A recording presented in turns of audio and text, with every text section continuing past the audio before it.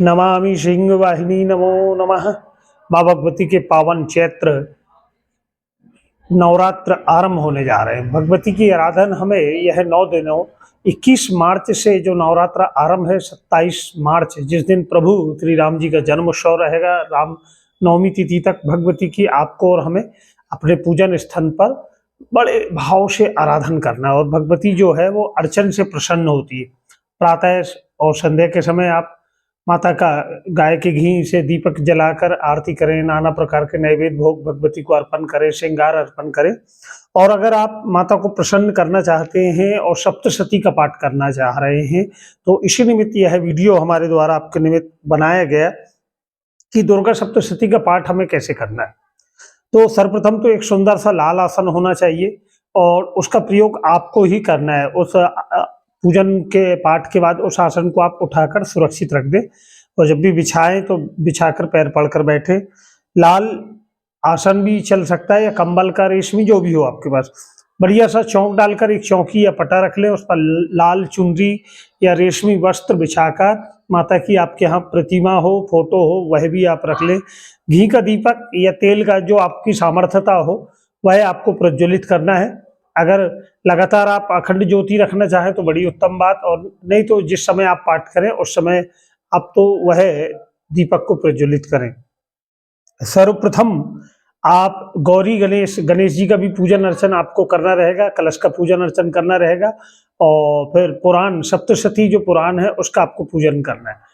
संकल्प आपको लेना रहेगा, हाथों में अक्षित पुष्प लेकर, एक लाल पुष्प जासून का आपको प्राप्त हो तो बड़ी उत्तम बात, वह रख लें। एक सिक्का द्रव्य रख लें और मन में संकल्पित हो कि माता इस नवरात्र में मेरे द्वारा मैं आपकी आराधना करने जा रहा हूँ या करने जा रही हूँ और यह सप्तशती का पाठ मेरे द्वारा आज से आरंभ होने जा रहा है।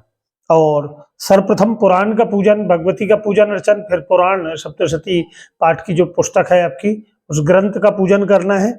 और फिर भगवती के निर्वाण मंत्र का कवच का पाठ करें, कीलक और अर्गल स्तोत्र का पाठ करें। इसके बाद आप फिर सप्तशती का पाठ आरंभ करेंगे। पाठ जैसा आपसे बने, आप संस्कृत में करना चाहें या हिंदी में करना चाहें तो दोनों में आप कर सकते हैं।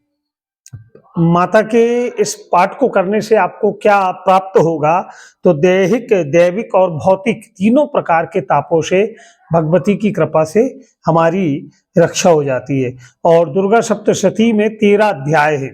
अगर संपूर्ण पाठ आप कर सकते हैं तो बड़े सहज रूप से संकल्पित होकर आप प्रतिदिन 13 अध्याय का पाठ करें।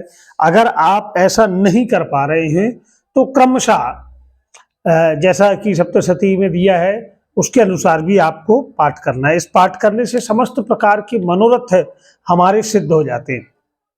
और जब हम दुर्गा सप्तशती का पाठ करने बैठे अपने पूजन स्थान में तो उस दौरान आप ये इस बात का विशेष ध्यान रखें कि उस वहाँ का वातावरण बड़ा शांत हो, या किसी शिवालय में या भगवती के दरबार में भी या अपने पूजा स्थान में जहाँ भी आप करें वहाँ थोड़ी सी शांति हो। तो जब शांत वातावरण होगा तो आपके पूरे मन भाव से, समर्पण से, श्रद्धा से आप उस पाठ को कर पाएंगे। और माता जी के इसके जो पाठ के नियम है उस विषय में हम आपसे कहेंगे कि 13 अध्याय में माता जी के तीनों चरित्रों का बड़ा सुंदर वर्णन है। प्रथम चरित्र में केवल प्रथम अध्याय माना जाता है, द्वितीय चरित्र में तीसरा और चौथा अध्याय शामिल है और तीसरे चरित्र में 5वें से 13 अध्याय माने जाते हैं। और जैसे आप जिस दिन से पाठ आरंभ करेंगे प्रथम दिवस से सप्तशती का, तो प्रथम दिवस आपको पुराण का पूजन अर्चन करने के बाद में पहले अध्याय का पाठ करें। दूसरे दिन दूसरे अध्याय एवं तीसरे अध्याय का पाठ करना है तो दूसरे दिन आपको 2 अध्याय का पाठ करना रहेगा। तीसरे दिन चौथे अध्याय का आपको पाठ करना रहेगा। तीसरे दिन चतुर्थ दिवस आपको 4 पाठ करना रहेगा, 5वां, 6वां, 7वां और 8वां। और एवं 5वें दिन 9वें व 10वां अध्याय का आप पाठ करें। छठे दिन केवल आप 11वें अध्याय का पाठ करेंगे और 7वें दिन 12 और 13वें अध्याय का। तो ऐसे 7 दिन में यह सप्तशती का पाठ संपूर्ण हो जाता है। और बड़े भाव से 7वें दिन आप यह पाठ परिपूर्ण कर अष्टमी तिथि में देवी जी के 108 नामों की आहुति अगर आप कर पाए तो बड़ी उत्तम बात है, हवन कर लें। 9वीं तिथि में कन्याओं को भोजन करा दे। और जितने सहज होकर, सरल होकर आप यह पाठ करें। अच्छा, पाठ आप अगर कर रहे हैं और शारीरिक समर्थता नहीं है कि आप व्रत धारण कर पाए, तो भी आप पाठ कर सकते हैं, क्योंकि भगवती की अर्चना, आराधना मन और भाव से होती है। भगवती जो है वह भाव की भूखी है। अब ऐसा नहीं कि आप व्रत धारण करे हैं और व्रत धारण करने के कारण आपका शरीर कमजोर हो गया और फिर आप पाठ नहीं कर पा रहे हैं। तो बड़े सहज रूप से देवी भागवत में वर्णन आता है कि आप एक समय का भोजन करके भी भगवती की अर्चन कर सकते हैं, फलाहार ले सकते हैं, दोनों समय का भोजन करके भी आप भगवती की अर्चना कर सकते हैं। और कहने का अभिप्राय यह है कि भगवती अर्चना से प्रसन्न होती, भाव से। तो यह दिव्य जानकारी आप और लोगों तक भी भेजें, जिससे भगवती की कृपा सभी पर हो। और आपने हमारे इस यूट्यूब चैनल को सब्सक्राइब नहीं किया है तो इसे आप सब्सक्राइब करें, जिससे भगवती की पूजन का और अन्य जानकारी हम आप तक भेज पाएं। जयकारा शेरा वालीदा, बोल साचे दरबार की जय।